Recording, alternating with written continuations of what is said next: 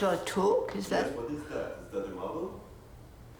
That's a model of the roof of the Habitation à Marseille, on which I worked in the Le Corbusier atelier. It's a famous building, it's famous in architecture quarters at least. This extraordinary good friend, who is also an architect, hosted my 90th birthday party recently.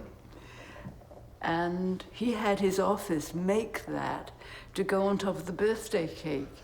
So the birthday cake it wasn't the whole height of the building, which would have been excessive, but he ordered a cake that sort of represented the top 4 or 5 floors, and then put this on top of it. And then he removed it and we ate the cake.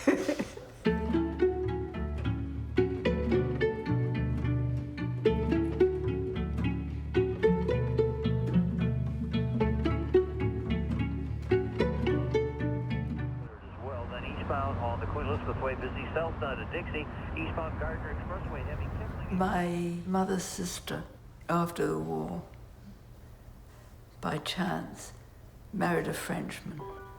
I went to visit her at Easter. She said, why don't you come and stay in Paris for a while? And I said, well, I would have to work because I don't have funds to stay here. But my Uncle Georges said, well, what you do is go and offer to work for somebody as a stagiaire, and then they'll offer you a job. I went to the Le Corbusier office. There was an empty desk and there was work to do, and they gave me something to draw. And Le Corbusier came in, he came to my desk and checked what I was doing, and they came back and offered me a job. So I stayed there. A paid job? A paid job, a real job, not a stagiaire. What I was doing was the plum job in the office, which was to work on the toit terrasse of the Unité, which was under construction. I, in effect, was designing the whole of the roof. What do you think of the Unité as a piece of architecture? I think it's a magnificent piece of architecture and one of the most important contemporary buildings in the world. The great difference between this and other apartment houses is that it is not simply an apartment house, but a vertical neighborhood of a little over 300 families. It's like a series of little houses stacked one on top of the other. At the entrance to the building is le modulo, the measure of the symbolic man, whose dimensions determine the design of the building and give it human scale. You can take a very good walk around the roof, and you get a view of the mountains on the one side and the sea on the other.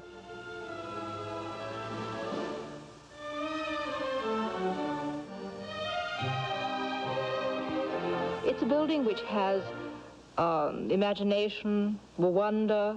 It's more than just a roof and the walls that provide the basic elements of shelter. Certainly it houses people, and it does it quite well. It has its faults, but it goes much beyond that. It appeals to the spirit of man. I think this may be an important point in the teaching of architecture, is when a dream's important. Now, a dream, by definition, is not realistic.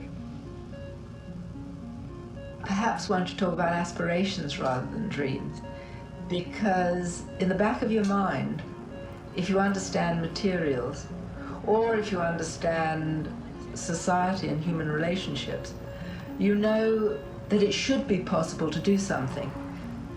There were people who were considered dreamers who had aspirations for society which were never realized during their lifetime. Now, I wouldn't call those people dreamers in that way out sense, you see. We do refer to them as dreamers.